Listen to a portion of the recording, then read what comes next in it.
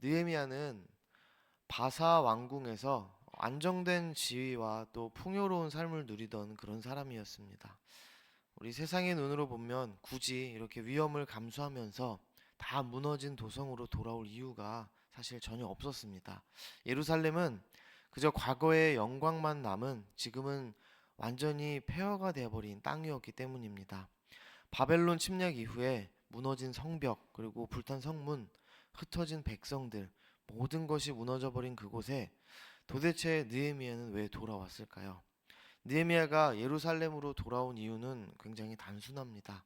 성벽을 다시 쌓기 위함이었습니다. 느헤미야는 자신이 가진 그 익숙한 안락함 버리고 무너진 예루살렘으로 향한 겁니다. 그리고 결국 그는 그 일을 해냅니다.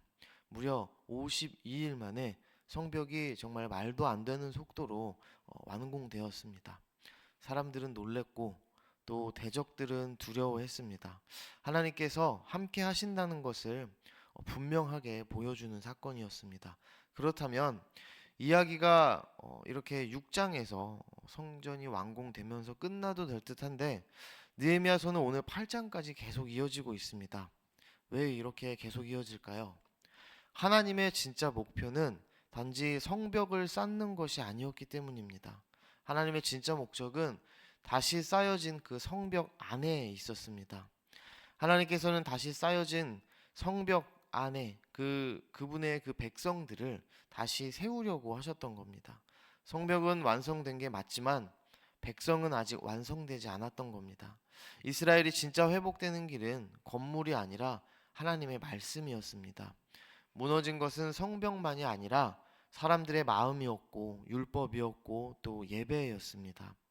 하나님의 말씀을 잊은 백성, 언약을 저버린 민족, 그들의 진짜 회복이 필요한 때였던 겁니다. 그래서 느헤미야서는 성전이 완공된 느헤미야서 6장에서 끝나지 않고 오늘 8장까지 이어지게 되는 겁니다. 성벽은 시작일 뿐이었습니다. 느헤미야의 사명은 성전 재건을 넘어서 백성의 그 정체성과 또 예배 그리고 하나님의 영광을 회복하는 것이었습니다. 하나님께서 세우고자 하신 것은 그냥 한 도시가 아니라 말씀으로 숨쉬고 말씀으로 움직이며 말씀으로 변화되는 하나님의 백성들이었습니다. 느헤미야 8장 1절을 한번 보시면 이스라엘 자손이 자기들의 성읍에 거주하였더니 일곱째 달에 이르러 모든 백성이 일제히 수문 앞 광장에 모여 학사 에스라에게 여호와께서 이스라엘에게 명령하신 모세의 율법책을 가져오기를 청하매 이스라엘 백성들이 일제히 지금 수문 앞 광장에 모입니다. 누가 모이라고 한 게 아니라 스스로 그들이 모여서 학사 에스라에게 찾아온 겁니다. 그리고 그에게 한 가지 요청을 합니다. 모세의 율법책을 가져와 달라. 백성들이 스스로 자원해서 지금 자신들에게 말씀을 읽어 달라고 부탁하는 겁니다. 그래서 에스라는 그들의 요청대로 율법책을 가지고 회중 앞에 나가게 됩니다. 우리 3절을 한번 보시겠습니다. 수문학 광장에서 새벽부터 정오까지 남자나 여자나 알아들을 만한 모든 사람 앞에서 읽음에 뭇 백성이 그 율법책에 귀를 기울였는데 에스라가 새벽부터 정오까지 말씀을 전했다고 합니다. 꽤 긴 시간이었습니다. 대략 6시간 정도 됩니다. 그리고 5절과 6절을 보니까 에스라가 모든 백성 위에 서서 말씀을 펼치니 모든 백성들이 앉았던 그 자리에서 일어납니다. 그리고 에스라가 하나님을 송축하며 백성들이 손을 들고 아멘을 외칩니다. 그리고 몸을 굽혀서 얼굴을 땅에 대고 하나님을 경배한 겁니다. 기다리고 기다리던 그 하나님의 말씀 앞에서 백성들의 반응은 여러분 겸손이었습니다. 참된 예배는 이렇게 오늘 하나님의 말씀 앞에서 겸손히 낮아지는 우리의 심령에서 시작되는 겁니다. 하나님께서는 성벽의 그 재건보다 백성들의 신앙을 말씀으로 다시 세우기 원하셨던 겁니다. 다음으로 7절과 8절을 보시면 레위인들이 각 백성 사이를 돌아다니면서 하나님의 율법을 깨닫게 하였다라고 기록합니다. 즉 백성들이 들은 그 말씀이 무엇을 말하고 있는 건지 하나하나 잘 설명해 준 겁니다. 에스라는 말씀을 읽었고 레위인들은 백성들이 들은 말씀을 해석해 줬습니다. 그리고 하나님께서는 백성들의 마음을 찌르고 열어주셨습니다. 여러분, 오늘 우리의 예배가 이와 마찬가지입니다. 하나님의 말씀은 우리 인간의 이해력을 넘어섭니다. 그러나 우리 성령님께서 역사하실 때 비로소 말씀은 내 심장을 찌르는 칼이 되는 거고 내 영혼을 살리는 생명이 되는 겁니다. 에스라가 하나님의 율법을 낭독하고 레위인들이 그 말씀을 풀어 설명해 주자 백성들의 그 마음에 놀라운 변화가 일어나기 시작합니다. 8장 9절을 보시면 백성이 율법의 말씀을 듣고 다 우는지라. 그 말씀의 뜻이 비로소 선명하게 이해되자 백성들은 자신들의 죄와 또 자신들의 실패가 뼛속 깊이 깨달아졌고 그동안 잊고 살아왔던 그 하나님의 귀한 말씀, 하나님의 거룩함이 말씀을 찌르는 듯 다가온 겁니다. 결국 백성들이 말씀 앞에서 오늘 본문의 말씀처럼 펑펑 울기 시작합니다. 말씀이라는 그 거울 앞에서 드디어 나라는 죄인을 보게 된 겁니다. 말씀을 듣지 못했을 때는 몰랐는데 말씀이 내 귀에 들리자 내가 하나님께 얼마나 큰 죄인인지를 깨닫게 된 겁니다. 그렇게 말씀 앞에서 자신들의 모습을 본 백성들은 회개하며 울은 겁니다. 그런데 9절과 10절을 보시면 느헤미야는 이 울고 있는 백성들에게 그만 울고 먹고 마시며 기뻐하라고 이야기합니다. 느헤미야는 백성들에게 오늘은 하나님께서 주신 기쁨을 누리는 날이니까 이제 그만 울고 가서 즐겁게 먹고 마시라고 하는 겁니다. 왜 이렇게 말했을까요? 내가 말씀을 듣고 죄인임을 알고 가슴을 찢으며 운다는 사실은 내가 지금 다시 결국 하나님 앞에 섰다는 것이고 이제 내가 다시 하나님 앞에 바짝 엎드릴 수 있다는 것이기 때문입니다. 이것이 바로 믿는 자들에게는 은혜고 축복이기 때문에 느헤미야가 오늘 본문에서 기뻐하라 말했던 겁니다. 백성들이 흘린 눈물은 후회와 절망의 눈물만이 아닙니다, 여러분. 하나님의 말씀을 깨달은 자에게만 흘러나오는 회복의 눈물, 은혜의 눈물이었습니다. 그 말씀 안에서 하나님을 다시 발견해서 마침내 깨어진 영혼이 하나님 앞으로 돌아가는 거룩한 회복의 순간이기 때문에 느헤미야는 백성들에게 오히려 기뻐하라고 먹고 마시고 즐거워하라고 말한 겁니다. 그런데 한 가지 생뚱맞은 장면이 오늘 말씀 마지막 부분에 등장합니다. 먹고 마시며 기뻐하던 백성들이 갑자기 초막절을 지키는 장면이 등장합니다. 13절부터 18절 말씀을 보시면 이스라엘 백성들이 율법 말씀에서 초막절 규례를 발견하고 즉시 순종하여 초막을 짓고 절기를 지키기 시작합니다.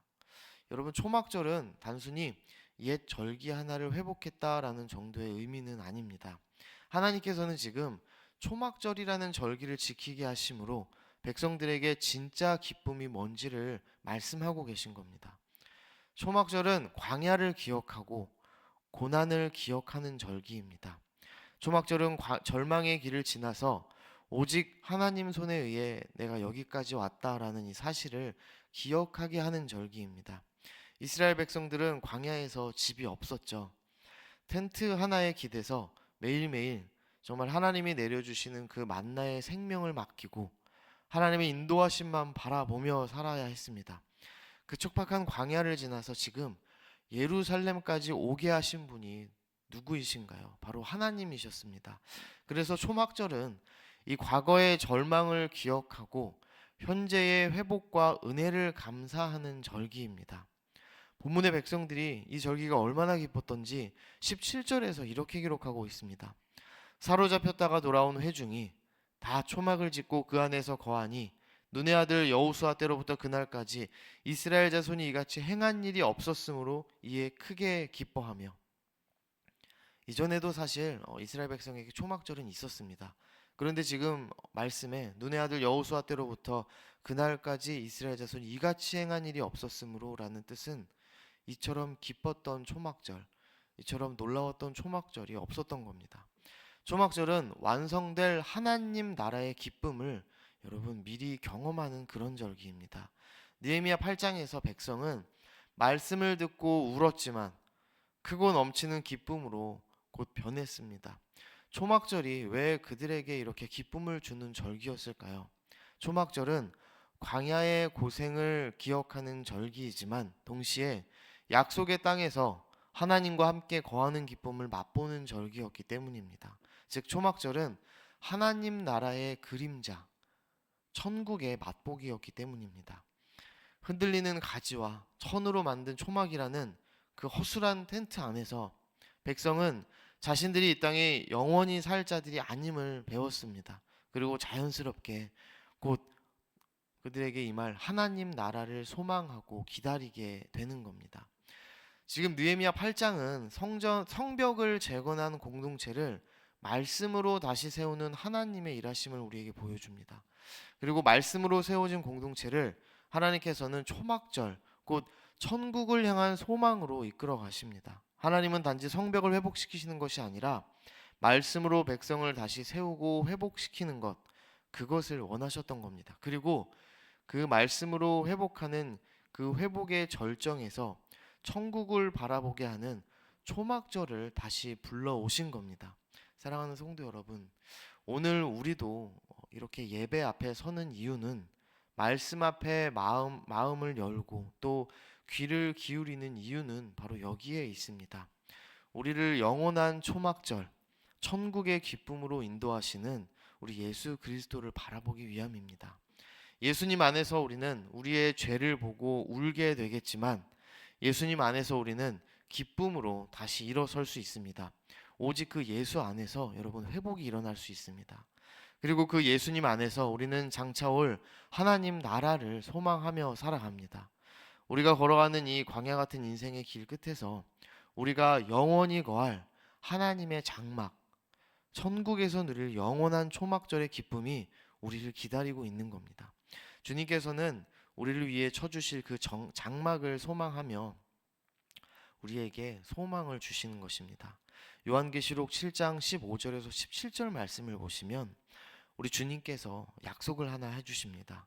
우리 위에 장막을 치셔서 우리가 다시는 줄이지도 않고 우리가 다시는 목마르지도 않게 하신다고 약속하십니다. 그리고 그 주님께서 우리 눈에서 모든 눈물을 씻어 주신다고 또 약속을 하고 계십니다. 우리를 말씀으로 새롭게 하시고 광야 같은 그 삶 속에서 영원한 하나님의 장막, 완전한 초막절의 기쁨으로 인도하시는 분은 오직 예수 그리스도이심을 오늘 예배하는 우리가 마음에 새기며 오늘 다시 여러분의 제자리인 말씀 곧 예수님께로 돌아가시는 여러분 되시기를 간절히 소망합니다.